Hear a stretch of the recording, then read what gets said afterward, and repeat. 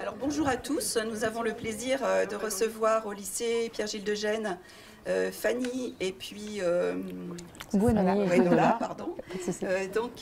Voilà, on va vous faire écouter tout de suite une petite nouvelle qui a été écrite par deux élèves du groupe inspirée de votre roman graphique.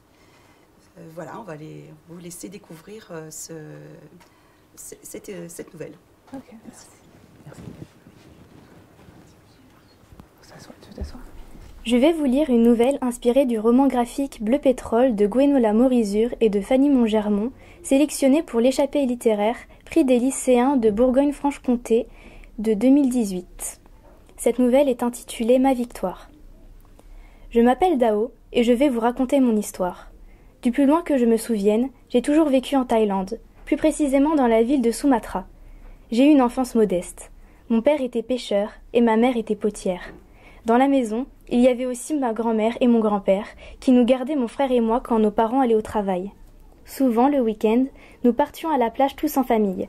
Non pas pour se baigner, car maman déteste ça, mais pour la nettoyer, car papa est très attaché à l'écologie. Il s'appelait Kiet, ce qui signifie courage. Et c'est vrai que je le trouve très courageux, car travailler en mer, ce n'est pas facile. Le soir, nous allions au bord de l'eau et papa nous expliquait les risques de l'océan, ses dangers, et ce qu'il fallait faire en cas de problème. Au fil des années, nous avions le même rituel. C'était devenu une habitude. Papa disait toujours, la première chose à faire est de prévenir le plus de gens possible et ensuite de monter en hauteur. Durant son enfance, un tsunami avait déjà fait éruption et papa avait couru le plus vite possible vers la montagne et avait laissé derrière lui ses amis, sa famille, sa vie qui avait été emportée par les vagues. Il nous aime, alors il ne veut pas qu'il nous arrive quelque chose. Quand je suis à l'école, on me demande ce que je veux faire plus tard. Je réponds que je veux protéger la nature, mais on me dit que ce n'est pas un métier. Moi, je pense que c'est un métier, et je veux faire ça. C'était mon anniversaire. Pour mes 16 ans, mes parents m'avaient offert une balade en mer à bord du bateau de papa. J'étais heureuse, je me sentais libre. J'étais certaine que je voulais travailler pour la protection de la nature. Mon père commençait à se faire vieux. Il songeait à prendre sa retraite. Il nous ramena au port et repartit en mer avec ses matelots. Ce 26 décembre 2004, en un instant, ma vie bascula. Une gigantesque vague vint s'écraser sur la côte. Les gens commencèrent à courir. Tout le monde était paniqué. Je me remémorais ce que papa m'a toujours dit. Je partis en courant le plus vite possible vers les montagnes, en emmenant avec moi ma mère et mon frère. Je pris conscience de ce qu'il se passait lorsque je fus hors de danger. Je pensais à mon père, qui était en mer, à mes grands-parents restés à la maison et toutes ces personnes inconnues piégées par les vagues. Je me rendis compte que j'étais impuissante. Je ressentis ce que papa avait ressenti lorsque le tsunami fit irruption dans sa vie. Je vois que tout est en train d'être englouti par les vagues. De là où je suis, on entend les cris des gens, les bâtiments s'effondrer et le courant puissant de l'eau qui emporte tout sur son chemin. Je regarde le plus loin possible, mais je vois aucun bateau en mer. D'ailleurs, on ne voit plus rien. Plus un arbre, plus un immeuble, tout est anéanti. Durant 2 jours, nous sommes restés dans les montagnes avec des habitants qui avaient eu la même idée que nous. Par chance, ils avaient emmené des provisions. Durant 2 jours, je guettais l'horizon et je pleurais de ne voir aucun bateau revenir au port. Pendant l'après-midi du 28 décembre 2004, nous décidâmes de descendre de la montagne pour aller voir les dégâts de plus près. Ce fut un véritable choc. La ville était morte, les secours commençaient à arriver pour dégager les personnes bloquées. Je courus chez moi, mais il ne restait plus rien. La maison s'était effondrée avec mes grands-parents. C'est alors que mon frère vint me chercher pour aller au port chercher mon père. Arrivé sur place, il n'y avait aucun bateau. Nous courûmes le long de la côte à la recherche d'un bateau de pêcheurs, mais une fois encore, ce fut un échec. En allant rejoindre ma mère au poste de secours, nous nous rendîmes à l'évidence que nous ne reverrions plus jamais papa. On se demandait comment annoncer la nouvelle à maman. Elle apprit dans la même journée qu'elle avait perdu ses parents, son mari et son foyer. Ma mère se nomme Wasana, ce qui signifie chance, mais elle n'est pas chanceuse. Au fil des années, mon frère et moi devînmes adultes. Mon frère, Pichai, partit à Bangkok et je vivais seule avec Wasana dans une maison de fortune. Plus je devenais une femme, plus elle vieillissait. Son dos se courbait, son visage se ridait. Je poursuivis mes études, mais bientôt, je devrais partir à mon tour de la maison pour aller à l'université de Bangkok. Seulement, je ne voulais pas laisser ma mère seule. Le 18 octobre 2006, un jour de grosse tempête, je découvris maman inerte sur le sol en rentrant de l'école. En la voyant, je n'étais pas triste. Elle était malheureuse sans mon père. Je suis sûre qu'elle se plaît là où elle est maintenant. Ils se sont retrouvés. Quelques mois après, pour mes 18 ans, je partis rejoindre mon frère à la capitale. J'intégrais une université qui étudie la nature. Cela me plaisait. J'avais l'impression de prendre un nouveau départ. Une nouvelle vie commençait. Mon voisin de classe s'appelait Soupane. Il était vraiment très gentil. Après les cours, il me faisait visiter la ville et nous parlions de la nature. Nous avions la même vision des choses. Lui aussi voulait protéger l'environnement. Je restais 4 ans dans cette université. Avec Soupane, nous étions devenus inséparables. À la fin de mes études, je retournais à Sumatra avec stupeur. Je découvris que rien n'avait changé. Cela faisait 6 ans que le tsunami était passé et tout était en ruine. C'était comme si le temps s'était arrêté. Le port était toujours en mauvais état, les plages étaient sales. La faune et la flore étaient détruites. Sur l'eau, c'était l'anarchie. Les hommes pêchaient avec des filets sur des bateaux polluants. Pour se faire un peu d'argent, ils tuaient n'importe quelle espèce, même celle qui était protégée. Je ne pouvais pas les laisser faire.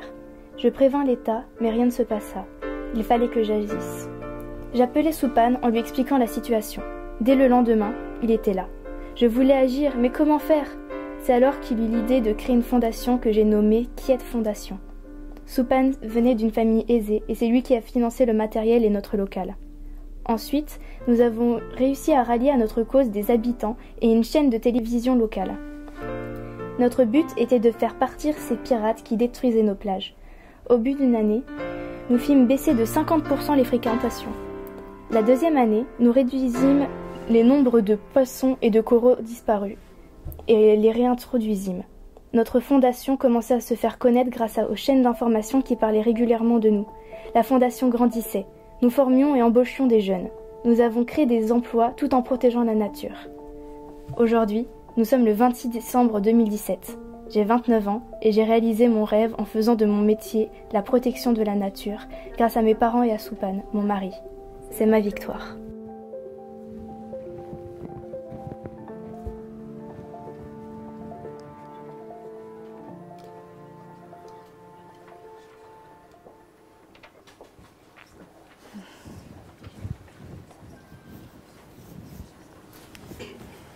J'ai envie de dire bravo. Merci, hein. bravo. C'est très... Tu veux c'est commencer? très chouette. Peu importe. On doit... Ah, nous, on non, a déjà on a des nos micros. D'accord. C'est très chouette. C'est une magnifique histoire écrite. Bravo. Donc, elle servira également de base pour le projet de court-métrage que nous présenterons, s'il est retenu, à la cérémonie de remise des prix à Dole, avec donc 3 autres titres de la sélection. 3 autres nouvelles de la sélection. Il y a vraiment un écho à Bleu Pétrole. Enfin, moi, j'ai retrouvé plein de choses dans le fait de se baser sur du réel, de choisir l'idée d'une catastrophe aussi, et puis de suivre un personnage. En fait, on comprend sa révolte quand on connaît sa vie aussi. Et c'est vraiment bien trouvé. Et puis après, la mise en scène est superbe. Ouais, on est plongé dans l'histoire.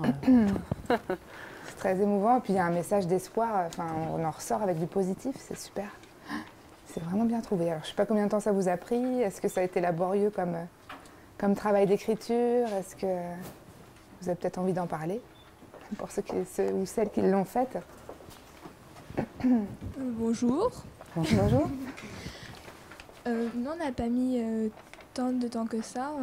En 3 heures. En 2 heures, oui, 2-3 heures.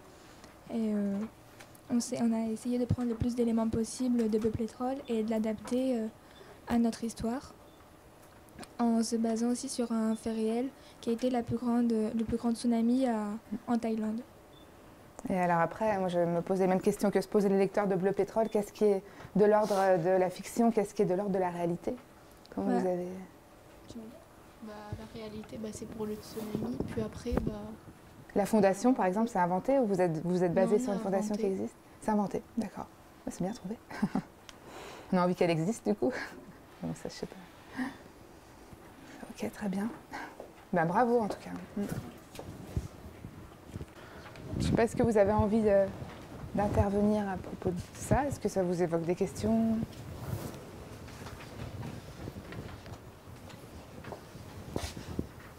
Oui.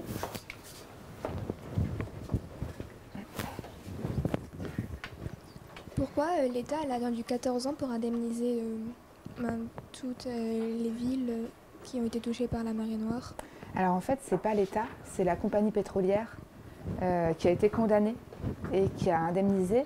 Il y a eu un premier procès en fait qui n'a pas du tout été à la hauteur des attentes des Bretons, où la compagnie pétrolière a été condamnée une première fois et les maires des communes sinistrées sont partis, ont fait appel et sont partis pour un procès au long cours. Et en fait, c'était très compliqué parce qu'il fallait déterminer pour chaque commune les dégâts occasionnés et on se basait sur quelque chose qui n'est pas concret en fait. Comment déterminer, mon grand-père disait souvent ça, comment évaluer quelque chose de tellement beau que ça n'a pas de prix, en fait, tous les dégâts causés. Et les maires avaient envie de faire reconnaître les dégâts écologiques. Et ça n'existait pas dans le droit, en fait. C'est pour ça que ça a mis autant de temps. Jusqu'ici, il y avait eu des marées noires. Les pollueurs s'en étaient tirés à très bon compte, en fait. Ils n'avaient jamais été plus que ça inquiétés. Et là, vraiment, c'était un procès pour l'exemple. Et ça a permis après de créer une jurisprudence. C'est-à-dire que tous les procès des marées noires qui ont suivi se basaient sur ce procès-là de la Moco-Cadiz. Et ensuite, les procès des marées noires qui ont suivi ont duré beaucoup moins longtemps, puisque ce droit était déjà existant, en fait. Donc voilà pourquoi donc chaque maire des communes a dû se rendre à Chicago et témoigner devant le juge. Et c'était très laborieux. Et à côté, la compagnie pétrolière, ils avaient énormément d'argent, énormément de pouvoir, donc d'argent pour payer des avocats qui se battaient aussi pour démontrer que non, ils n'étaient pas responsables et qu'ils n'avaient pas indemnisé les communes. Voilà, c'est des procédures très compliquées.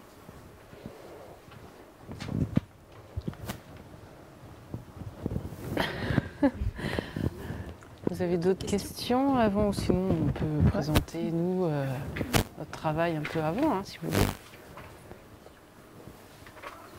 On va continuer comme ça. Voilà, on va présenter notre travail, comment est né le projet et comment chacune on est intervenu dessus. Puis après, peut-être que vous aurez les questions viendront plus facilement.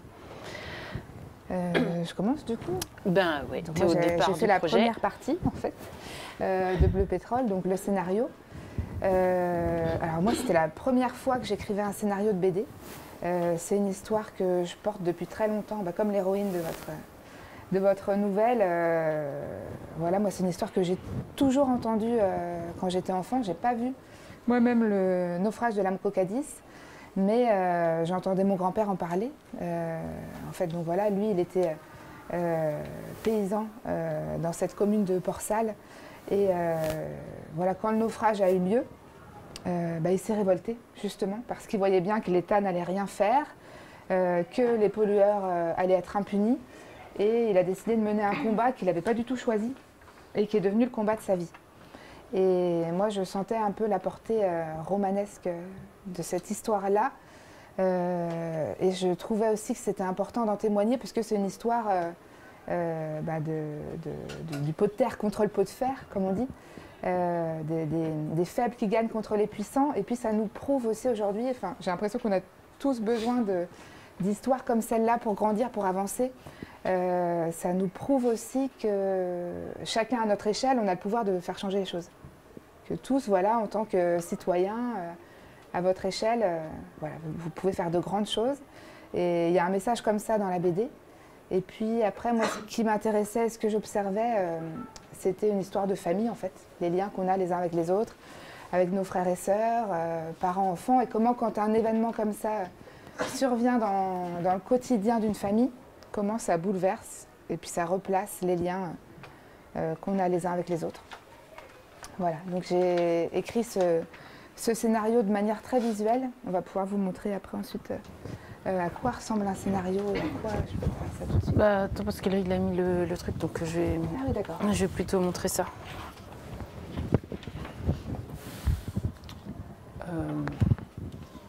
Ça marche comme ça, voilà. C'est super. C'est la première fois qu'on a un outil comme ça, super. Ouais. Donc là, c'est comme on se présente un scénario. Donc c'est détaillé. Peut-être avant ça, en fait, t'as pas dit pourquoi tu t'es amenée à la BD, comment t'es arrivée jusqu'à moi. Comment je suis arrivée jusqu'à toi? Oui, effectivement. Donc j'ai écrit un scénario de bande dessinée. Je ne savais pas du tout comment on écrivait un scénario de bande dessinée. Donc j'ai rencontré des auteurs de BD qui ont pu un peu m'accompagner. Je savais que j'avais envie d'utiliser ce médium-là, parce que je trouvais que ça marchait très bien avec l'histoire que j'avais envie de raconter. Et moi, j'avais déjà une pratique d'écriture. Voilà, ça pouvait être de romans de commande, de courtes nouvelles, d'écrits pour la jeunesse ou des choses comme ça. Et je sentais que peu à peu, mon écriture était très visuelle. Et donc voilà, dans les conseils que j'avais, c'était d'écrire page par page et de raconter tout ce qu'on voyait. Voilà, de placer tout ce qu'on voyait, de placer la voix off que vous voyez voilà, ici, et puis tous les dialogues. Et après, de laisser la liberté à la dessinatrice, au dessinateur que je trouverais pour installer la narration, placer les cases. Voilà, donc une fois que j'ai écrit le scénario, j'ai cherché un dessinateur, une dessinatrice, et je me suis basée sur mes lectures, en fait. J'ai été voilà, lire des bandes dessinées, voir ce que faisaient les uns et les autres, et je suis tombée sur voilà, une pépite pour moi. C'était le travail de Fanny Mongermont. Et pourquoi est-ce que le travail de Fanny, ça m'a épatée? C'est parce qu'elle avait à la fois cette capacité de faire des très grands paysages. Je pense à la double planche voilà, de la Moko qui est là, qui est assez impressionnante. Et en même temps, elle avait quelque chose un attachement au personnage. Elle savait retranscrire une émotion forte. Et moi, le scénario, il parlait de ça en fait. Il était très proche des gens et des émotions ressenties. Et donc, je me suis débrouillée pour trouver son adresse mail. Et je lui ai écrit un mail avec le scénario en pièces jointes. Puis j'ai croisé les doigts en me disant, ça se trouve, elle me répondra jamais, elle va trouver ça nul. Ou peut-être que j'aurai une réponse. Et ben voilà. Et en fait, donc quand le scénario m'est arrivé, il était présenté un petit peu trop vers le naufrage de la Moko. Et ce qui m'a agréablement surpris dans l'histoire, c'est que c'était finalement centré sur l'histoire de famille, puisque la Moko, finalement, il intervient quasi au milieu de l'histoire. Et c'était vraiment ça, comment ça peut, voilà, dans un noyau familial, comment ça peut perturber cet équilibre que chacun, après, selon ses opinions, va dans une direction ou une autre, se confondre. Voilà, c'était vraiment ça, comme elle disait. Moi, j'aime bien traiter des émotions et de l'humain, donc c'est ça qui m'intéressait dans cette histoire. Donc le scénario, voilà, en fait, je vous ai mis côte-côte la page et la page de scénario que j'ai reçue au début. Donc Gwenola avait découpé toute l'histoire par page, c'est-à-dire que elle me fait la description de ce qui doit se passer dans une page. Ici, il y a les voix off, octobre 1961. Ensuite, scène à l'aube, le soleil se lève sur un paysage de petite maison avec la mer au loin, voilà. Ce genre de choses, et les dialogues. Et ensuite, c'est à moi de créer mon imaginaire avec ça. Elle m'avait donné quand même des descriptions de personnages en parallèle. Et après, alors les petites notes là, c'est moi qui imagine en lisant. Là, je pourrais faire une case, 2 cases. Là, il va peut-être falloir 2 cases pour raconter ce passage-là. Voilà, c'est là où elle me laisse de la liberté de narration aussi, qui est intéressante pour moi parce que quand c'est trop cadré, il n'y a pas d'intérêt quand on est juste technicien. Vous avez remarqué que le titre, c'était le titre initial, ouais. Et qu'il a changé en route. Voilà. Et ça aussi, voilà, ça arrive. Il y a un titre provisoire et puis en bleu pétrole, ça marche quand même largement mieux. Mais voilà, il a mis plus de temps à arriver. Voilà. Donc, moi, je commence, quand j'ai le scénario, je commence par la création de personnages. C'est le premier imaginaire qui se fait, c'est tiens, à quoi ils vont pouvoir ressembler. Il y a des petites descriptions, donc bleu devait être brune aux yeux bleus, mais à part ça, on va dire que j'avais un peu quartier libre. Et la spécificité de cette histoire, c'est que je devais travailler des personnages sur un parcours de vie. Donc bleu, on devait la reconnaître bébé, enfant, ado, adulte. Et c'est ça que j'ai créé. On voit les deux là. Hop, hop, hop. On voit presque tout. Donc voilà, je commence. C'est les premières étapes. Et vous voyez bien, parce que voilà, en vrai, ça ressemble à ça. Des croquis à l'aquarelle.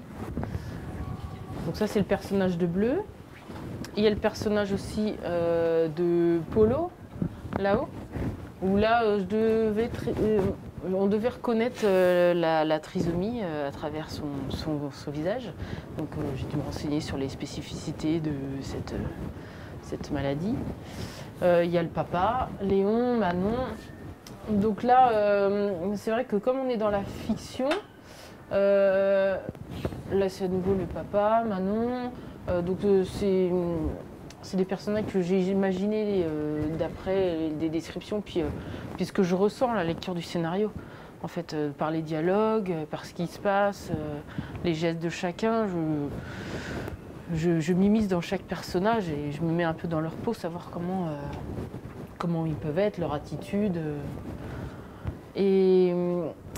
Mais ça rappelle aussi la vraie histoire, donc la famille de Gwenola. Mais elle ne m'avait pas montré de photos, justement, pour pas que je m'inspire de la réalité, parce que c'était pas le but, elle était partie dans une histoire fictionnée. Donc voilà, je me suis inspirée un petit peu de moi, de ma famille, hein.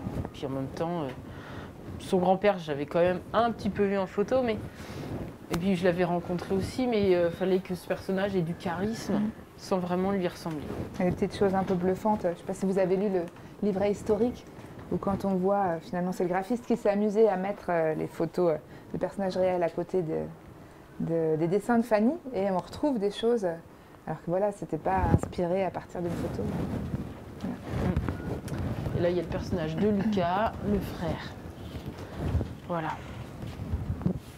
Donc là, j'ai eu la chance de pouvoir montrer tous ces dessins-là à la famille de Gwenola, parce que au tout début du projet, son grand-père, qui était encore en vie, nous a invités, nous a gentiment accueillis chez lui, déjà pour que je fasse un peu de repérage sur la côte Finistère, parce que un bout de Bretagne ne se ressemble pas forcément à l'autre bout de Bretagne.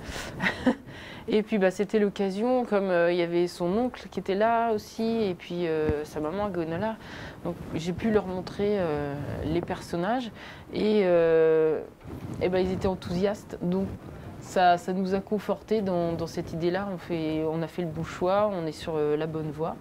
Donc ça nous a encouragés à poursuivre cette histoire. Et ensuite, une fois que ça c'est fait, je passe au storyboard. Donc le storyboard, alors, ça passe ou ça passe pas? Ouais, si, ça passe. Ouais. Peut-être c'est un petit peu centré. En fait, le storyboard, c'est le brouillon de la page. C'est là où je décide de la narration, de la lecture. C'est là où tout se décide. Et c'est là aussi où on peut faire un bon livre, entre guillemets, qui se lise bien, ou un mauvais livre qui va se refermer. Parce que c'est là que je décide déjà si je fais des plans larges, des gros plans, des plans moyens, des vues en plongée, contre-plongée, le rythme dans la page, et puis le regard aussi, par où vont passer les yeux pour suivre l'histoire. C'est pour ça que je fais des traits comme ça. C'est pour que la lecture soit fluide et que l'œil ne s'arrête pas un moment et qu'il soit perdu, ne sache pas où aller, quelle bulle lire, quelle case où aller, quoi. Parce que si là on est perdu, en général le lecteur ferme le livre et puis il n'y a plus d'histoire, il n'y a plus de livre. Voilà. Donc c'est une étape très importante, et c'est aussi sur cette étape-là qu'on a travaillé en commun.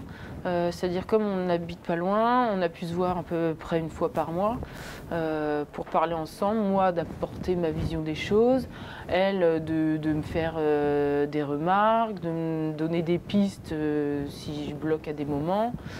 Voilà, c'est là où on mettait nos idées en confrontation, et c'est vrai que c'était très intéressant cet échange-là.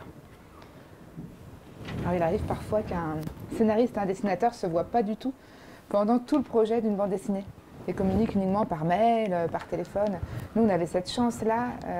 Ça, c'était important pour moi aussi après, voilà, ça aurait pu ne pas se faire, mais de trouver une dessinatrice qui vive pas très loin et qu'on puisse se voir.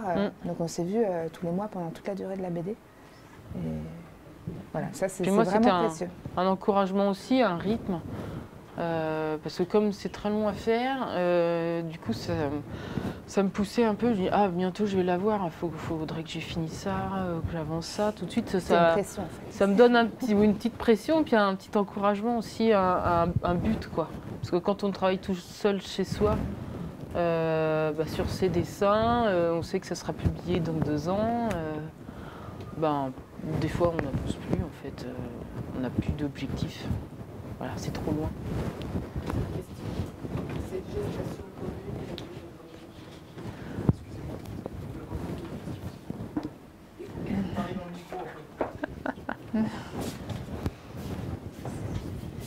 Oui, je voulais savoir combien de temps cette gestation commune a duré. À peu près 4 ans, je crois. Toi, le temps de concevoir l'histoire, de la travailler, te renseigner. T'as mis peut-être 2 ans. À peu près, ouais. À peu près. Donc de la genèse jusqu'à l'issue, on est sur 4 ans. Voilà. 4 ans, 4 ans et demi. Et moi, j'ai mis 2 ans, 2 ans et demi à partir du moment où j'ai fait les croquis jusqu'à la fin de l'histoire. Bon, il y a eu des petites pauses bébés qui ont ralenti les choses, mais, mais du coup, voilà, ça a mis, on va dire,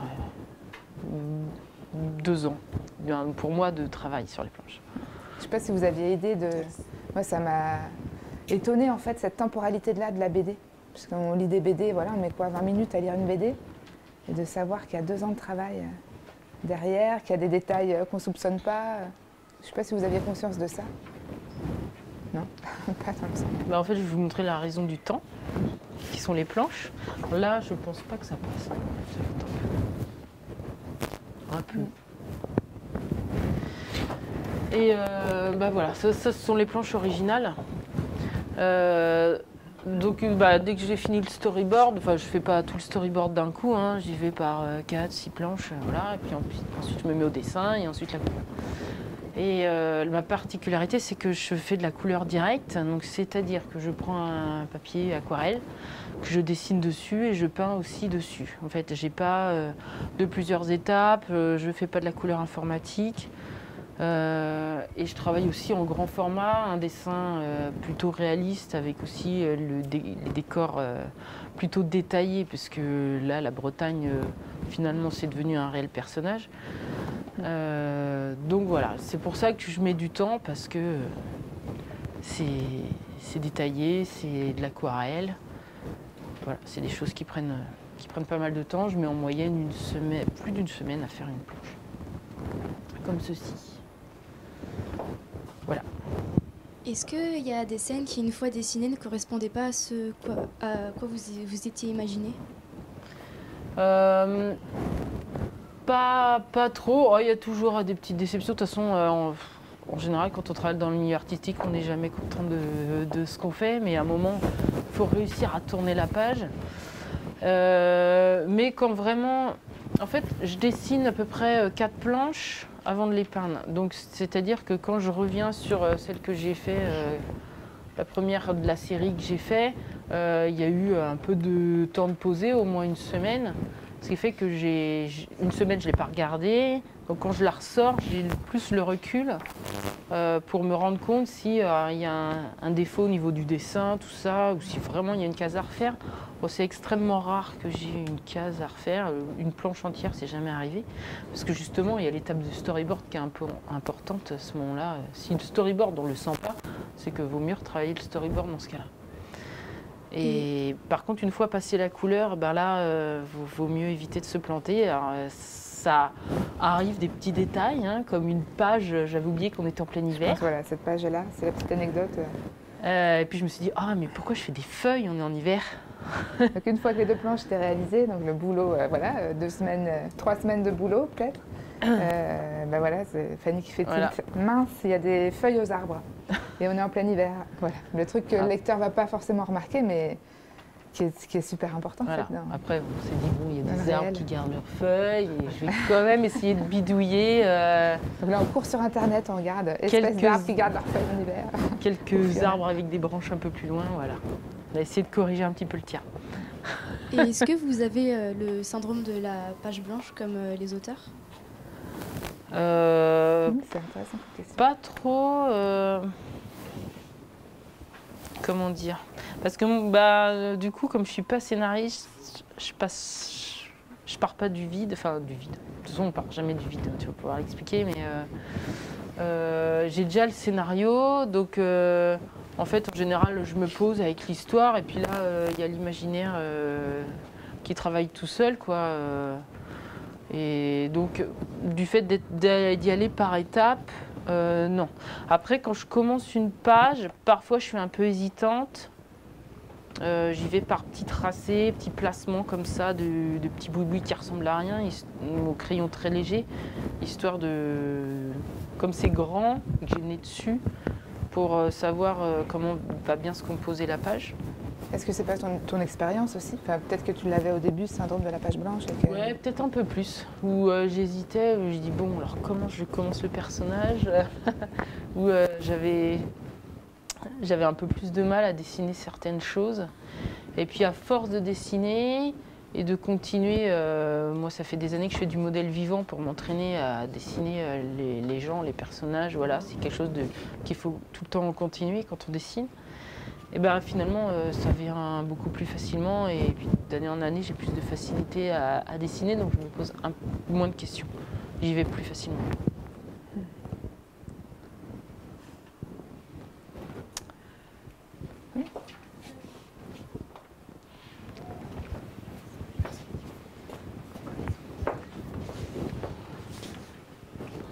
C'est pour savoir si c'est pas lassant de travailler pendant 2 ans sur le même projet et de mettre plus d'une semaine pour faire une même planche.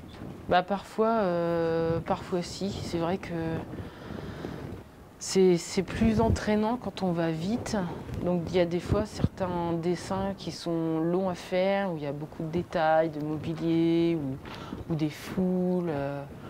Des fois j'en ai marre, donc Je pense à des foules, je me force. Je me dis bon, celle-là, par exemple. je me donne un rythme journalier, comme j'ai des enfants à aller chercher à l'école. Du coup, je me dis, bon, avant d'aller chercher, il va falloir que je finisse ça, sinon j'avance pas. Mais des fois, ça traîne un peu plus que ça devrait, parce que des fois, j'en ai marre de dessiner des personnages partout. Voilà. Une case comme ça, par exemple? Ça arrive. C'est laborieux. Le pire, c'était encore l'élection. Je crois que là, j'en ai eu vraiment marre. C'est avant ou pas? Non, c'est à la fin, non, quand il est lycée. Quand Lucas revient. Quand il y a un discours. C'est là? Non, non, Ah non, bah non, d'accord. c'est juste avant. Oui, d'accord, En ok, fait. effectivement. Là. Ouais, c'est là, il y avait... du coup, avec les bulles, il y en a qui sont cachées, donc finalement, c'est un peu frustrant. Même si je savais qu'elles allaient être là, mais pas... je dessine tout quand même. Je suis un peu perfectionniste. Et là, oui, il y avait un peu de personnages partout, assis. Donc là, c'était un petit peu long. Parce que les bulles sont placées après. En fait, les planches, bah oui, vous les voyez de toute façon. Ici, la planche est réalisée en entier, et puis après, pour placer les bulles. Ouais, je l'ai fait sur calque. Parce que c'est plus pratique que s'il y a des modifications. C'est-à-dire, à la relecture, on peut se dire, ah oui, non, le texte là, en fait, on va peut-être réajuster, ou enlever la bulle, ou en remettre une autre, voilà. Ou réduire juste la taille de la bulle, ça peut arriver. Ou il y a aussi le problème qui ne se pose pas pour Bleu Pétrole, mais qui m'est déjà arrivé, de traduction à l'étranger. Donc un texte en français ne va pas forcément prendre le même espace que la même chose en langue étrangère. Donc comme ça c'est plus malléable et on a moins de soucis, parce que ça m'est déjà arrivé sur une BD de faire les bulles sur le dessin, et puis après ceux qui insèrent les bulles, en fait il y avait des gros soucis, donc ils devaient tout rattraper sur Photoshop, et là ça a été compliqué.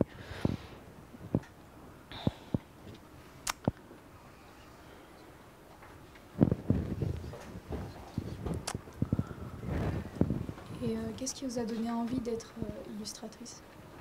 Moi j'adore le dessin depuis que je suis toute petite. En En fait, je me souviens toujours avoir dessiné depuis l'école primaire. Déjà dans la cour de récréation, je dessinais, je sortais mes crayons de couleur. J'étais tout le temps avec, et puis ça m'a poursuivi tout le temps. Et après, je voulais travailler dans le cinéma d'animation. Et donc c'est pour ça que j'ai fait un bac art appliqué, des études de graphisme. Après, j'ai pas eu l'opportunité. C'était des écoles aussi sur concours, il y en avait moins que maintenant. Donc aller jusqu'au cinéma d'animation, mais il y a une opportunité qui s'est présentée pour que je commence la BD, enfin même deux en parallèle en fait, pour être honnête. Et il y en a une qui a échoué, mais l'autre qui m'a permis de faire mon premier album et d'apprendre sur le tas. Comme, au niveau dessin, on va dire que j'étais pas débutante, mais au niveau de la BD et de la narration, oui, j'ai un peu appris sur le tas, donc j'ai eu des conseils aussi d'auteurs. Voilà, c'est comme ça que je suis arrivée à dessiner la bande dessinée.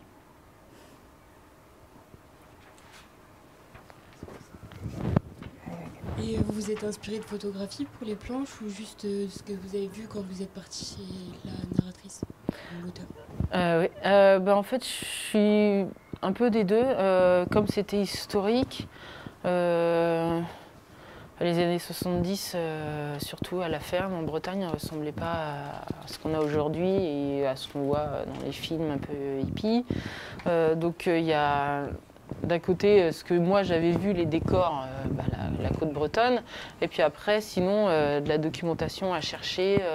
Elle m'avait fourni quelques photos, quelques livres où il y avait des photos d'archives, puis après sur internet. Voilà, par exemple, pour ramasser le pétrole, j'avais pas mal de photos de gens voilà, en ciré, jaune ou noir, qui ramassaient les militaires et tout ça. Puis après, quand il y a des détails, eh ben, on essaye de chercher le nom de l'objet précis qu'on cherche et puis on va chercher sur Internet. Maintenant, c'est vrai que c'est pas mal. Quand on a un objet précis qu'on cherche, c'est assez Internet est devenu un super facile. outil pour à la fois les romanciers, les illustrateurs.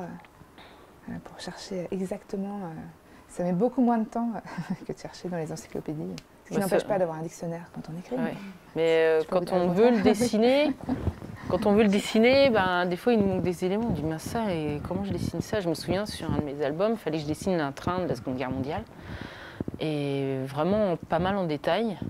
Et du coup, il y a plein de sortes de trains. Donc à partir du moment où j'ai trouvé le nom du modèle du train, que j'ai tapé, bah là, il y a plein de collectionneurs en fait, sur Internet qui postent. Et ben, voilà, j'ai trouvé le modèle et j'ai fait une autre BD sur le Chili, c'est pareil. Il y a plein de touristes qui postent leurs photos de voyage. Donc je me souviens, j'avais fait une double page comme j'ai fait pour la Moco sur une lagune. Donc en fait, j'ai recueilli toutes les photos. Et puis finalement, je pouvais reconstituer la lagune à 360. Et donc à partir de ce moment-là, j'ai recréé mon point de vue à moi. Voilà. Pourquoi avoir choisi ces couleurs pour illustrer l'œuvre? Pour illustrer quoi? L'œuvre, les couleurs. C'est un peu les couleurs qui existent. Donc les couleurs de la côte bretonne, c'est un sable très blanc, les dunes, voilà, la mer. C'est les couleurs de la Bretagne qui inspirent. Et ensuite, par rapport aux photos d'époque, c'était dans l'ensemble assez terne, il ne faut pas se le nier. Les années 70, c'était beaucoup de marron, gris,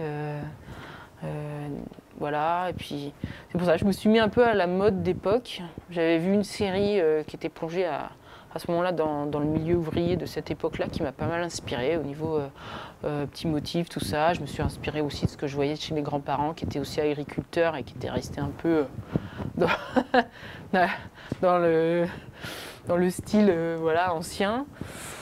Donc voilà, c'est tout ça. Et puis en essayant de ressortir, ça c'est ce que j'aime bien, avoir ce qu'on appelle des gris colorés. Et puis de faire ressortir des teintes super péchues comme le jaune, du coup, le jaune et le bleu. Voilà. Vous aviez dit que c'était la première fois que vous faisiez un scénario pour une bande dessinée. Est-ce que cette transition entre ce que vous écriviez avant et la bande dessinée, ça a été compliqué? Étrangement, non. Alors, je ne sais pas pourquoi, peut-être parce que j'avais lu aussi beaucoup de BD. Je suis une lectrice de BD depuis toujours. Et quand on écrit, c'est ce que disait Fanny tout à l'heure, on ne part pas de rien. On s'inspire de nos lectures, on s'inspire de tout ce qu'on vit. Voilà. Et du coup, je pense que j'avais déjà une écriture très visuelle parce que j'avais lu beaucoup de BD, de romans graphiques. Et donc c'est venu assez facilement. Après, j'ai eu la chance aussi de rencontrer des auteurs qui m'ont un petit peu accompagnée, donné des conseils. Et ça, c'est aussi précieux. Et je me suis rendu compte que c'était vraiment une facilité pour moi et que j'avais envie de continuer à écrire comme ça. Et maintenant, j'écris plus que comme ça. Voilà, avec les images qui arrivent. Alors après, c'est déroutant parce qu'on écrit avec son propre imaginaire et puis on le confie à un autre imaginaire. Et c'est là où il faut avoir confiance. Voilà, on a un duo et moi après j'ai confiance en Fanny et je sais que les personnages vont s'inspirer, elle, de sa réalité à elle et de sa vie.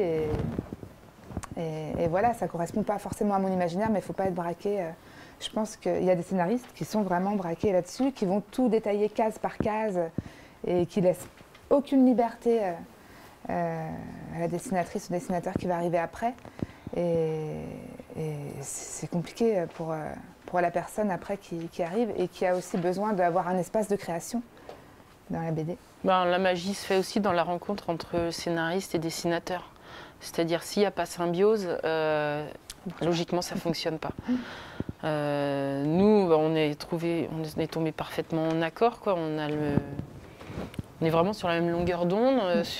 Avec mon scénariste précédent, c'était pareil. Mais après, voilà, il y a des scénaristes qui sont dans le détail absolu, mais des dessinateurs qui ont besoin de ça aussi. Bon, ce qui n'est pas mon cas, donc ça tombe bien. On s'est bien trouvé. C'est parfois l'éditeur qui fait les duos comme ça, qui va recevoir un scénario et qui connaît un dessinateur qui va lui dire bah, tiens, ça pourrait te plaire.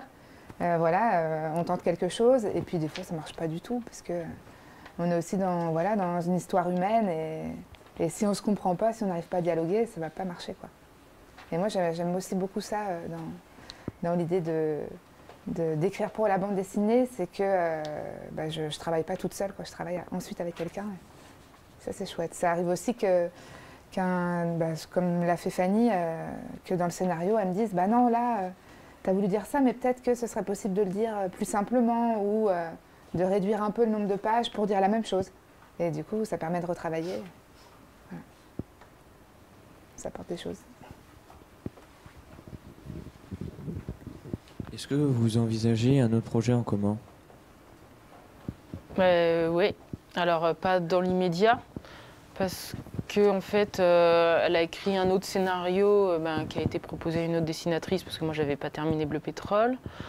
Ensuite, quand j'ai eu terminé Bleu Pétrole, elle n'avait pas de nouveaux scénarios de prêt, et puis finalement, il y en a un qui m'a été proposé. Qui tombait très bien. En fait, le temps de la BD est compliqué parce qu'on ne met pas autant de temps à écrire un scénario qu'à dessiner une BD. Donc, c'est pas facile de se trouver au même moment, même si on aura envie de retravailler ensemble. Voilà. Comme là, elle sait que je vais mettre 1 an et demi à faire la prochaine BD. Enfin, il m'en reste encore pour moi 1 an et demi. Elle sait que ça lui laisse du temps pour imaginer une histoire pour après. Après, on a un petit projet jeunesse. On voulait partir tenter l'expérience sur l'illustration jeunesse. Donc voilà, une petite chose à faire en parallèle des projets BD actuels. Pourquoi êtes-vous passé de planches avec des vignettes à des planches sans délimitation? Ah oui, en fait, c'était un peu pour casser le rythme déjà. Et puis, en fait, je voulais traiter Alors, il y a une petite astuce, c'était pour aller un tout petit peu plus vite, pour être franche. Et en même temps, ça justifiait, il faut que ça soit justifié bien sûr dans ces cas-là, c'est que comme on est centré sur la Bretagne et que le frère part en Afrique, mais que c'est pas plus détaillé que ça, je voulais traiter ça comme un carnet de voyage. Comme si nous, on voyait ça de loin, à distance. Voilà. Donc d'où l'idée du carnet de voyage. Et puis dans la narration, on est sur des lettres aussi. C'est soit des lettres qu'il envoie, soit des lettres qu'ils reçoivent, donc ça marche bien aussi avec Oui, il n'y a pas de réelle scène sur place. C'est juste le ressenti d'après les lettres.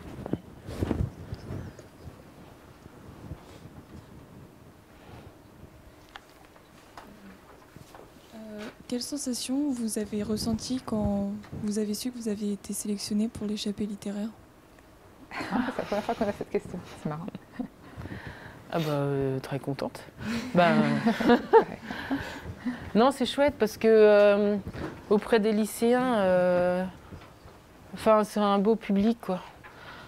Enfin, j'aime bien l'idée de transmission à la jeunesse qui puisse découvrir la bande dessinée parce que c'est pas toujours le cas. Peut-être vous plus parce que vous êtes en littéraire d'après ce que j'ai compris. Mais dans d'autres classes en professionnel, n'ont pas toujours accès facilement à la lecture, même à la BD en fait, c'est pas inné chez eux. C'est des gens qui n'ont pas été habitués. Et donc l'idée voilà, d'amener la lecture chez certaines personnes qui ne l'ont pas, moi j'aime bien cette idée-là en fait. Moi j'avais déjà participé à ce genre de prix en Rhône-Alpes et j'avais beaucoup aimé l'échange. J'avais eu des énormes réflexions chez un jeune qui n'avait jamais lu ni une BD, ni un manga, ni rien du tout, et puis qui avait adoré ma BD. En l'occurrence, c'était quelques jours ensemble. Et puis du coup, je lui ai demandé, bah, maintenant tu vas pouvoir te mettre à lire d'autres BD. Il me dit non, mais j'ai trop peur d'être déçue, maintenant j'ai tellement aimé, je peux pas. Après, en plus de ce que dit Fanny, moi je partage tout à fait ça. Et puis en plus, on est touché de savoir que voilà, parmi plusieurs lectures, cette BD-là a retenu l'attention. Et puis moi, j'avais une grande curiosité de venir vous voir et de savoir vraiment qu'est-ce que vous avez ressenti. Voilà, c'est vraiment touchant d'entendre des textes, de se dire que un travail comme ça peut vous nourrir aussi pour créer des choses. Voilà. Et vous amener des réflexions et vous amener. Là, si ça marche comme ça, c'est que c'est réussi, quoi. Enfin, c'est qu'on a fait quelque chose qui sert à quelque chose.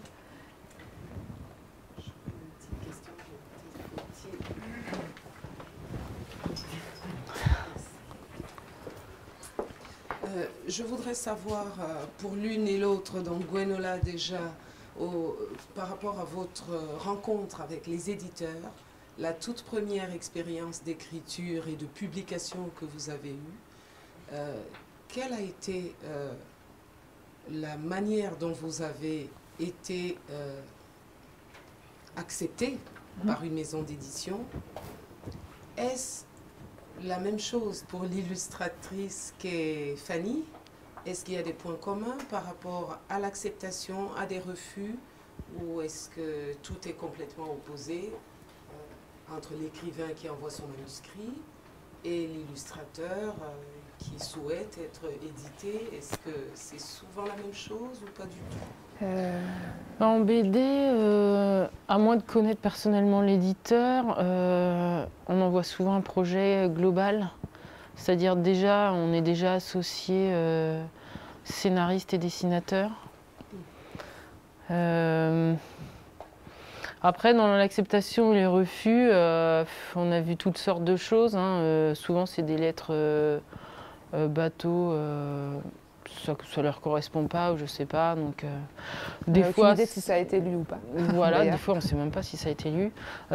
Ça m'est déjà arrivé moi d'envoyer des projets et c'est le scénario qui ne plaît pas mais le dessin ils aiment beaucoup ou l'inverse. Le dessin leur correspond pas. De réponse? Ah oui, ça souvent, ouais. Le plus souvent c'est des absences de réponse. Ouais. Voilà. C'est pour ça qu'en fait maintenant sauf quand on débute, mais c'est plus facile quand on connaît les éditeurs, de leur envoyer directement, de les rappeler ce que tu as lu, voilà. Mais même avec ça, on avait été aidé par un auteur assez réputé qui avait donné en main propre à son éditeur. Mais même avec ça, je crois qu'il ne l'a pas lu. On n'a jamais eu de réponse. Et après, moi j'ai commencé, j'écrivais pas forcément de la BD. Je connaissais personne dans ce milieu-là. Mes parents étaient paysans aussi, donc il n'y avait pas beaucoup de livres à la maison et j'ai eu la chance d'avoir la bibliothèque du village. C'était quand même super pour pouvoir lire. Et l'école, bien sûr. Et j'écrivais dans mon petit carnet. Je trouvais ça génial, ce que j'écrivais. Donc j'étais sûre que ça allait être accepté par des tas d'éditeurs. Donc j'ai envoyé au hasard des lettres à peut-être 50 éditeurs en disant voilà ce que j'écris, c'est génial, publiez-le. Et je me suis rendu compte que ça ne marchait pas du tout comme ça. Et que je passais mon temps je perdais un temps énorme. J'envoyais par exemple des textes de 100 pages à des éditeurs qui, eux, publiaient que des petites plaquettes de 18 pages. Donc forcément, ils recevaient ces gros manuscrits, ils disaient bah, ça sert à rien. Ou l'inverse, j'envoyais de la poésie à des à des éditeurs qui faisaient du roman. Et un jour, il y a un éditeur qui m'a répondu en me disant mais vous savez qui je suis? Vous connaissez mon catalogue? Vous savez ce que je fais? Et je me suis rendu compte que pas du tout. Je n'avais aucune idée de la réalité de son métier à lui, je ne savais pas ce qu'il faisait. Et j'ai commencé à fonctionner à l'envers, c'est-à-dire à aller voir ce que faisaient les éditeurs, à sélectionner. Et je me suis rendu compte en lisant des livres voilà, de tel ou tel auteur, un jour j'ai trouvé un auteur qui écrivait à peu près comme moi. Et un autre dans la même maison d'édition, et un autre. Et je me suis dit, tiens, ce que j'écris, ça irait bien dans cette collection-là. Donc j'ai écrit spécialement sur un texte jeunesse, par exemple. J'ai envoyé à 3 éditeurs et j'ai eu 2 réponses positives sur les 3. Parce que j'avais ciblé oui, donc il faut connaître la bonne collection éditoriale quoi, de la voilà. maison d'édition. Et comment on la connaît, c'est en allant fouiller, quoi. En fouinant, en discutant avec des auteurs, en lisant des livres. C'est seulement comme ça qu'on commence à découvrir. Voilà. Et en BD, c'est comme ça aussi, comme on connaît les BD qui sont parus, les collections, et qu'on en a lu beaucoup. Bah, notre projet, on n'allait pas l'envoyer à une édition qui fait de l'heroic fantasy, par exemple. Voilà. Ça va de soi. Donc on a envoyé à des éditeurs où ça pouvait correspondre à leur catalogue. Bon, des fois, ils changent un peu d'orientation. Donc là, notre éditeur, par exemple, avant qu'on leur propose ça, avait déjà commencé à changer un peu d'orientation. Avant, c'était un peu plus classique. Ils démarraient leur collection, ils ne savaient pas trop où ils allaient. Puis là, à force d'avoir des propositions, ils ont pu déjà s'installer dans une meilleure ligne éditoriale plus claire. Merci.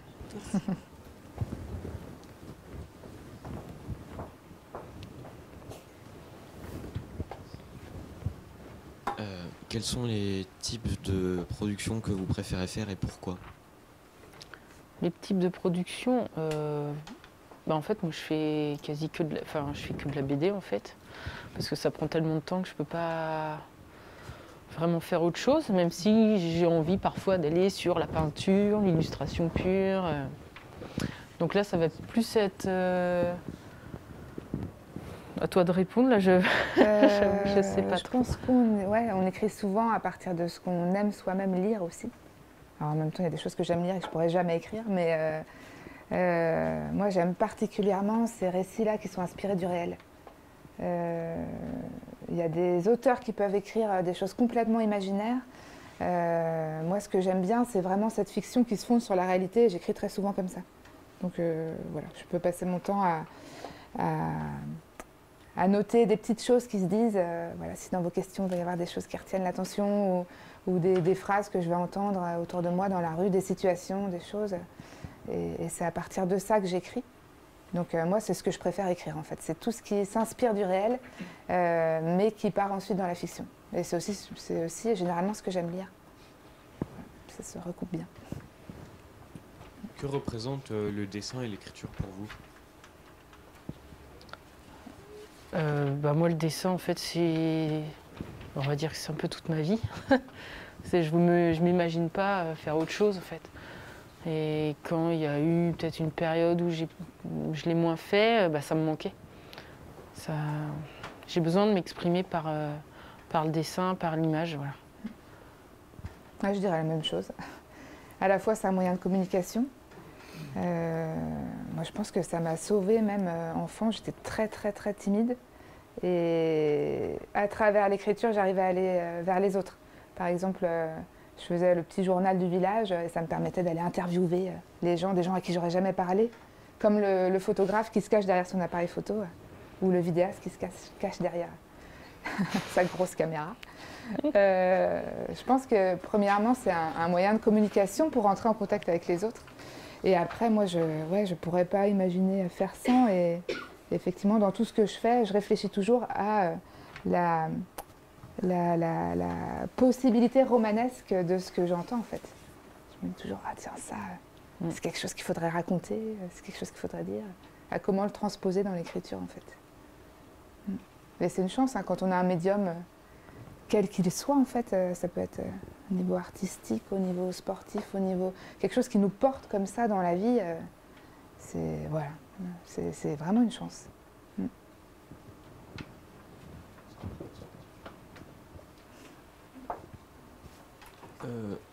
Où est-ce que vous travaillez? Bah ouais, bah c'est vrai. Moi, je travaille dans ma cuisine, sur la table de cuisine, parce que je trouve qu'il y a une belle lumière qui arrive là. Et voilà, très souvent, je travaille dans ma cuisine. Après, au moment où j'écris, voilà, sur le moment. Et après, je travaille même très souvent ici. J'ai des tas de carnets avec des notes, des trucs qui traînent dans mon sac. Je ne sais pas combien j'en ai là, voilà, il y en a déjà 3. Où voilà, je passe mon temps à écrire des choses qui n'ont aucun sens si ce n'est pour moi. Voilà, voilà, c'est moi qui sais ce qu'il y a là-dedans et je vais piocher là-dedans, une fois que je suis sur la table de ma cuisine, je vais piocher là-dedans des idées pour dire aussi qu'on n'écrit pas forcément à partir d'une page blanche. Pour moi, ce serait impossible d'écrire sans avoir cette matière accumulée avant, quoi. On écrit avec tout ce qu'on a accumulé de matière au fil des années. Voilà. Je suis un peu plus loin que la question. Mais... Et puis bah, moi, j'ai travaillé très longtemps que chez moi. Et puis là, ça fait quelques temps où je suis partie à mi-temps dans un petit atelier donc en commun qui est à l'étage de ma librairie. C'est notre sympathique libraire qui avait déjà proposé à 2 auteurs de s'installer dans une pièce à l'étage et je les ai rejoints au mois de mai dernier. Et donc, ce qui fait que je travaille une grosse moitié de la semaine chez moi sur des dessins et que j'emmène le reste de mon travail là-bas en atelier pour la couleur. Comme ça me séquence un peu la semaine et puis ça me motive à avancer les dessins pour pouvoir faire la couleur aussi. Et puis comme les jours où je suis en atelier, du coup je suis pas à la maison, je suis pas distraite, j'ai pas les tâches ménagères à faire ou je ne sais quoi et du coup j'avance plus vite parce que je n'ai que ça à faire. Mais j'ai besoin quand même d'être chez moi pour la partie créative. Là j'ai besoin d'être dans ma bulle toute seule, dans ma maison pour la partie tout storyboard, démarrage du dessin. Là j'ai besoin d'être que chez moi. Faire votre métier doit prendre beaucoup de temps. Est-ce qu'on vous reproche ce temps passé pour votre passion? Ouais. On sent que c'est profond. Ouais, bah oui, parce qu'en fait, mon entourage n'est pas dans le milieu artistique, mais pas du tout, quoi. Que ce soit mon conjoint, mes amis. Donc, parfois, eux ne comprennent pas que j'ai besoin de temps, que j'aime ça et que des fois, j'ai envie de rester toute seule, d'être dans mon truc, quoi. Alors que eux, ils ont fini leur travail, qui n'est pas toujours super intéressant, et puis après, ils ont envie de se voir, discuter, machin, alors que moi, non. Donc ça m'a posé pas mal de problèmes. Ouais. C'est difficile à faire entendre aussi, par exemple, de passer une soirée à écrire, de dire à des gens on écrit, ça va pas être entendu. Moi, je biaisais souvent en disant « Ah non, j'ai du repassage à faire ». Voilà, des choses comme ça, et puis après j'allais écrire. C'était beaucoup plus entendable et ça m'évitait d'avoir à me justifier tout le temps. C'est pas toujours simple de faire entendre quelque chose qui paraît pas... moi j'ai beaucoup entendu ça aussi, mais c'est pas un métier. On m'a répété ça. Dans ma famille en tout cas, c'est pas un métier. Aujourd'hui c'est un petit peu plus Moi c'était entendu. presque l'inverse. On me dit tu vas encore travailler. Mais oui, mais pour moi c'est pas que du travail. C'est ma passion. Donc, Ce qui est compliqué à faire entendre aussi, c'est parce que c'est pas forcément rémunérateur, comme tous les métiers. On justifie souvent d'un métier par le fait qu'on gagne telle ou telle somme d'argent. Et là, sur un livre, ça peut fonctionner ou ne pas fonctionner. C'est très aléatoire, les rémunérations qui existent en BD. Et ça permet de parler du prix du livre aussi, mais sur une BD comme ça qui coûte 17 €, les auteurs touchent 10%. C'est-à-dire 1,70 € à diviser par 2, par livre vendu. Donc alors après, il y a énormément... Ouais, mais non. Donc on touche un peu moins de 90 centimes par livre vendu. Et après, il y a énormément de métiers qui vont gagner de l'argent sur la vente d'un livre. Ces 17 € après se répartissent entre, voilà, après il y a l'éditeur et tous les métiers qui sont dans la maison d'édition, que ce soit l'attaché de presse, le graphiste, voilà, parce que le chargé de diffusion, voilà. Après il y a l'imprimeur qui va fabriquer le livre, il y a le diffuseur, le distributeur et puis le libraire aussi, qui doivent vivre sur ces 17 € du livre. Et effectivement, ceux qui touchent le moins d'argent, le libraire qui est juste là, justement. Ah bah c'est le libraire qui s'en tire à bon compte. Hein. Justement, voilà, c'est ce qu'on a expliqué aux classes précédentes. Ça, je l'ai tout le temps répété parce que, en fait, quand on voit des camemberts, c'est le libraire qui a la grosse partie. Sauf qu'en fait, c'est pas lui qui s'en tire forcément le mieux, voilà, parce que le libraire, il a ses charges, son loyer, ses employés, un système aussi de retour, des choses un peu complexes, qui fait que nous, voilà. C'est un peu au milieu de la chaîne, éditeur-diffuseur, où là, il s'en tient pas trop mal. Est-ce que vous trouvez cette rémunération trop maigre par rapport au travail que vous fournissez? Oui, clairement, oui. Sauf que maintenant, c'est tout le monde, tous les auteurs sont traités de la même façon, donc c'est pas évident de se battre pour avoir plus, parce que sinon ils peuvent nous dire on t'édite pas, et puis c'est tout, retourne chez toi. Il y a des syndicats qui se battent, mais c'est des syndicats qui ont beaucoup moins de poids que les syndicats, on va dire, de l'audiovisuel, du cinéma. Il y a des statuts qui existent pour de la musique aussi, que ce soit pour les comédiens, les musiciens. Il y a un statut qui est mis en place qui fait en sorte que quand il y a des périodes où ils ne travaillent pas, parce qu'ils ne peuvent pas travailler sur tous les mois de l'année, il va y avoir une tournée pour un musicien, et puis le reste du temps, il est quand même indemnisé par rapport au temps qu'il a travaillé. Nous, ça n'existe pas. C'est-à-dire que tant qu'on n'a pas de projet en cours, et parfois ça peut mettre du temps avant de relancer ou de retrouver un nouveau projet, mais on n'est pas indemnisé du tout. Donc c'est complètement aléatoire. Parce que c'est très risqué justement d'aller vers des métiers comme ça. Après, il ne faut pas se décourager du tout. Mais c'est une réalité dont c'est bien de parler, parce qu'on se retrouve parfois auteur en dédicace avec cette impression « Waouh, vous avez vendu plein de livres, vous devez avoir gagné des millions », et puis en fait, vraiment, vraiment pas du tout. Donc c'est bien d'avoir en tête. Est-ce que pour toutes les deux, c'était le métier que vous voyiez faire dès que vous étiez jeune, ou vous avez envisagé autre chose? Dans le dessin, non, moi j'ai toujours envisagé ça. Comme je disais tout à l'heure, au départ je partais pour le cinéma d'animation et après j'ai bifurqué sur la bande dessinée. C'est vrai que j'avais pas forcément envisagé ce médium-là, mais finalement c'est beaucoup plus créatif. Je suis seule on est deux à la rigueur, mais sur mon dessin je suis seule aux manettes. Donc surtout que je fais la couleur aussi. Donc non, pour moi, d'un point de vue création, c'est beaucoup plus intéressant. Moi, on m'a toujours dit que c'était pas un métier, comme je disais tout à l'heure, donc je m'imaginais pas du tout. J'ai encore du mal à dire que c'est un métier. Je dis souvent, j'ai aussi un métier à côté. Plutôt de dire, j'ai un autre métier à côté. Du coup, moi, j'ai plutôt fait des études dans le domaine du livre et de l'édition. Et je travaille depuis plusieurs années dans une association culturelle qui accueille des auteurs, justement. Donc ça m'a permis de découvrir que c'était vraiment un métier. Mais avant de m'autoriser à devenir réellement auteur, et puis même parfois, je suis encore un peu gênée par rapport à mes parents. J'ai du mal vraiment à assumer le fait que ce soit un métier. Je pense que ça vient de loin. Et voilà, ça vient de mon éducation aussi. C'est pour ça que je trouve ça génial aussi de venir dans des classes. J'aurais trop aimé, moi, rencontrer un auteur à votre âge, quoi. Qu'on me dise, bah oui, auteur, c'est un métier. Comment on gagne sa vie, comment on fait, comment on envoie des projets à des éditeurs. Ça m'aurait permis d'aller plus vite, je pense. Et puis, ouais, j'aurais vraiment bien aimé ça. Et ça ne m'est pas arrivé, donc j'ai continué en imaginant des choses, en écrivant de mon côté, mais sans me douter que ça pouvait vraiment être un métier.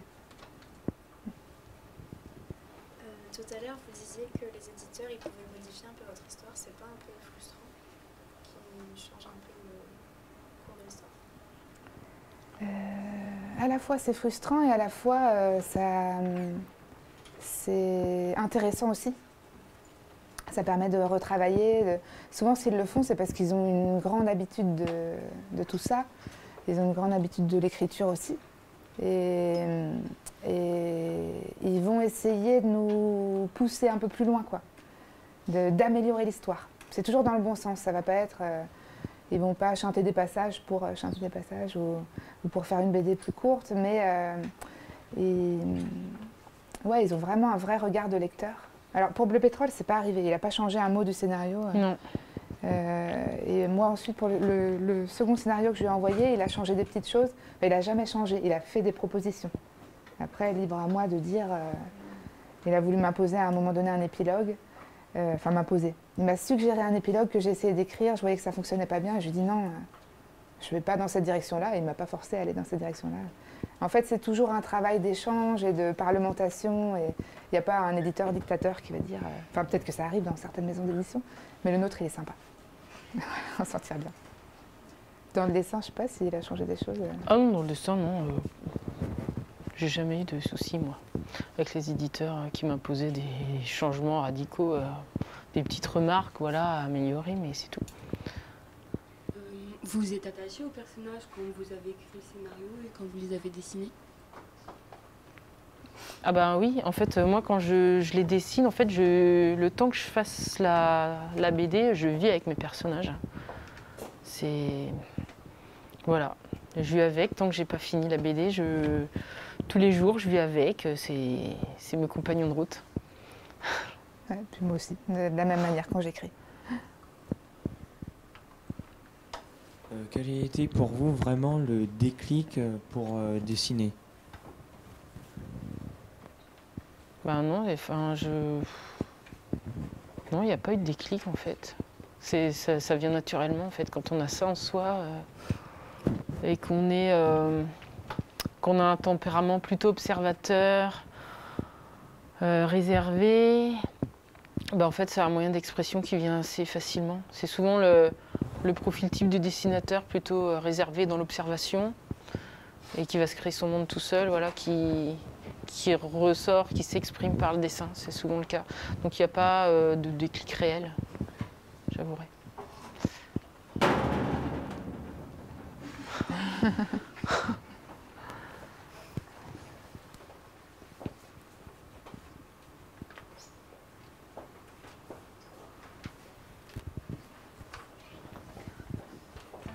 sont vos auteurs préférés? Est-ce que ça vous a donné un peu de l'inspiration par rapport à vos styles d'écriture ou vos styles de dessin?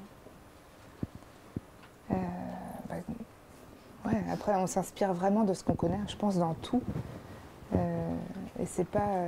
on pourrait accuser parfois de copier, mais je pense qu'on part jamais de rien, en fait. Mais dans n'importe quel domaine, en musique, en écriture, dans le dessin, et que ça aide beaucoup. C'est pour ça que je trouve génial l'exercice que vous avez à faire d'écrire une nouvelle à partir d'une BD ou d'un roman. Vous êtes dans cette idée-là d'inspiration. Moi, il y a beaucoup d'auteurs qui m'inspirent. C'est difficile de citer lesquels. Pour la BD, en tout cas, c'est un auteur qui s'appelle Chris, un scénariste qui vit à Brest, dans le Finistère aussi, et qui a écrit beaucoup de BD inspirées de faits réels, de BD historiques. Mais il y en a énormément d'autres, ce serait difficile de les citer tous. En BD, il y a aussi Zidrou. Je ne sais pas si c'est des noms, tout ça qui vous disent quelque chose ou qui ont été dans le prix de l'échappée littéraire. C'est un auteur que j'aime beaucoup parce qu'il écrit des histoires qui s'attachent énormément à l'humain et il arrive à travailler l'émotion. C'est pas facile de travailler l'émotion et d'être juste. Parfois, on tombe dans l'émotion un peu lourde, un peu fleur bleue. Pathos. Et voilà, pathos. Et de rester dans une justesse comme ça. Lui, il arrive à faire ça. Alors, je suis très admirative de ça. Il y a beaucoup d'auteurs que j'admire et qui m'inspirent, du coup. Et moi, en inspiration, en fait, au départ, je regardais beaucoup à l'époque les dessins animés japonais, il faut avouer. Puis ensuite, j'ai lu du manga. Et c'est après, je suis plus venue sur la bande dessinée européenne. Mais voilà, il y a des auteurs comme Ojo ou Inoue qui m'inspirent énormément par leur qualité du trait. Et puis après, il y a Emmanuelle Lepage que j'ai découverte. J'ai découvert dans les années 90, à la fin du lycée, et c'était vraiment une révélation parce que je me suis dit, tiens, en Europe aussi, on peut faire, parce que je connaissais sinon Astérix, voilà, ce genre de choses, mais je ne me voyais pas du tout dessiner ça, quoi. Et quand j'ai découvert que, ça y est, en France, on pouvait aussi publier ce genre d'histoire, voilà, ça m'a beaucoup inspiré. Gibra aussi, des gens qui travaillent souvent directement en peinture, à l'encre ou ce genre de choses.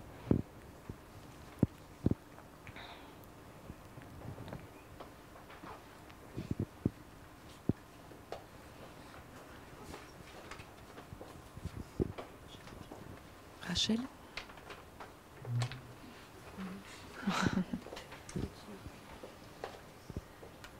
C'est bien de lire de tout aussi. Je pense qu'il n'y a vraiment pas de mauvaise lecture. J'ai parfois entendu des gens dire mais voilà, moi, mon enfant, il lit que des mangas. Je ne sais pas comment lui faire lire quelque chose. Ben, voilà, justement, Fanny, elle lisait des mangas et puis elle en arrive au dessin. Il n'y a vraiment pas de... que ce soit de la revue, du polar... Il n'y a pas du de roman sous-genre. ado, ouais, voilà, vraiment. Il ne faut pas discréditer un genre parce que se disant c'est mal vu, c'est trop populaire. Non, c'est comme ça qu'on arrive à certaines choses un peu plus fouillées parfois, mais voilà, il n'y a pas de sous-genre. Toute lecture est une bonne lecture et peut être source d'inspiration, selon ce que vous avez envie d'écrire ou de faire. Parce que certains arrivent justement à mêler les genres, à faire du polar avec de l'émotion, je sais pas, qui arrivent vraiment à mélanger les genres. Et c'est ça qui, après, la richesse, comme ils se sont inspirés de plein de choses très différentes, ils arrivent à digérer tout ça, tout ce qu'ils ont pu lire, et puis après à ressortir des nouvelles choses qui mélangent, quoi. Est-ce que vous êtes engagé pour l'écologie? Plutôt, oui, dans notre... pas en association militante avec, sur les manifestations, mais dans la vie quotidienne, voilà. On est un petit peu pareil toutes les deux, mais moi je fais beaucoup au quotidien, je fais attention au niveau du point de vue consommation, à consommer voilà, local, bio chez les producteurs que je connais, ce genre de choses, à prendre le vélo au maximum dès que je peux.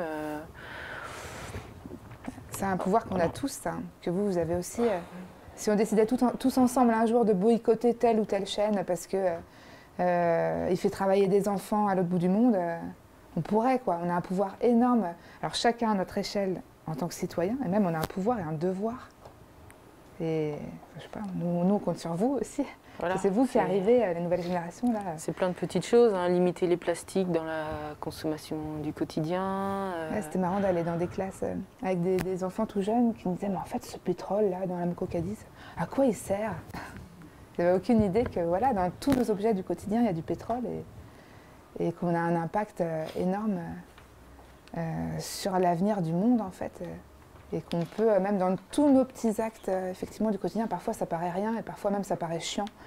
De se dire, mais mince, on fait ça, mais les autres à côté, ils font 1000 fois plus, donc à quoi ça sert de faire ça?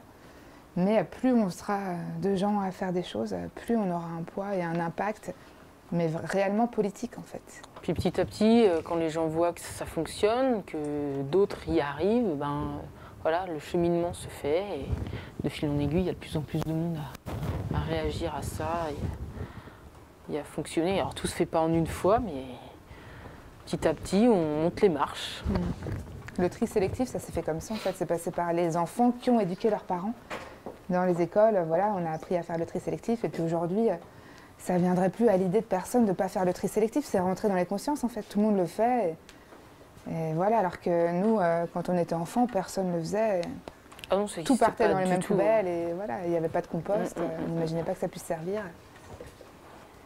Donc moi j'ai l'impression, en tout cas à travers les jeunes qu'on rencontre, qu'il y a une conscience écologique, à travers votre texte aussi, on le voit, qu'il y a, j'espère en tout cas, une volonté de faire changer les choses et d'inverser le cours des choses, quoi. On est parti dans une mauvaise direction, mais... Et puis les politiques, ce ne sont pas forcément ceux qui nous aident le mieux. Alors on a un droit de vote, il faut l'utiliser et tout ça, mais on a un poids aussi et un devoir de citoyen. Les politiques sont trop, comment je veux dire, En fait, ils ont toujours des pressions des grands groupes financiers.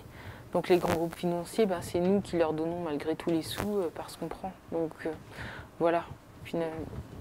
C'est pour ça que c'est nous un peu le premier maillon, le premier pouvoir qui peut permettre de changer petit à petit les choses. Est-ce que ça vous parle tout ça? Je sais pas, est-ce que vous en avez conscience? Est-ce que vous y réfléchissez parfois?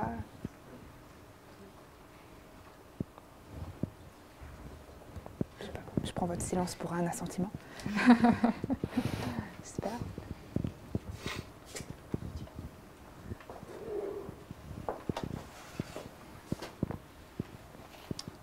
Aviez-vous déjà participé à un concours littéraire avant celui-ci? Bah oui, donc, je l'ai dit tout à l'heure, en Rhône-Alpes. J'ai déjà fait ça, exactement la même chose, 4 BD, 4 romans. C'est exactement pareil. Ouais. Et moi, c'est ma première BD, donc non, je découvre tout. Mais je suis super contente, du coup, de découvrir tout ça.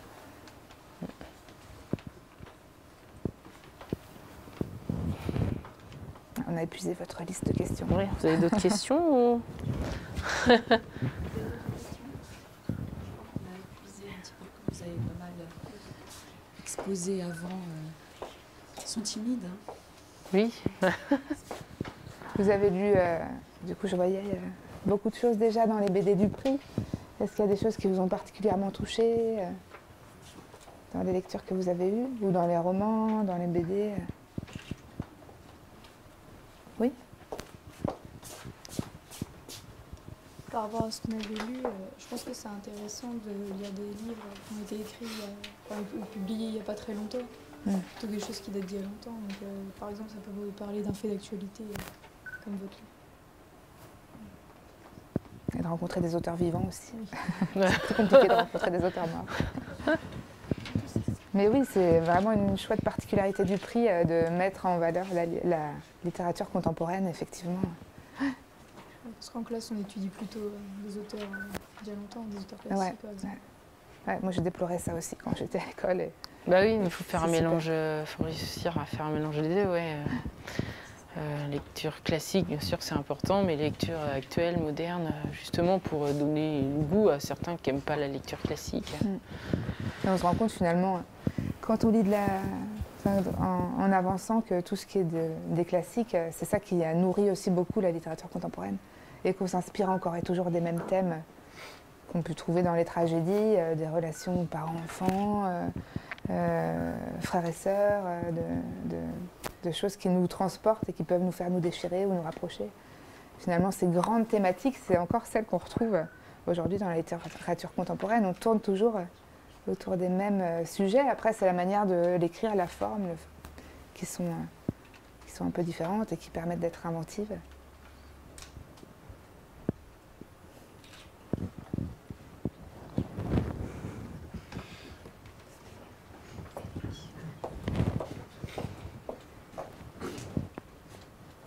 Bien.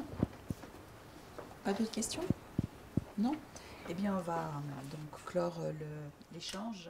Si vous acceptez peut-être...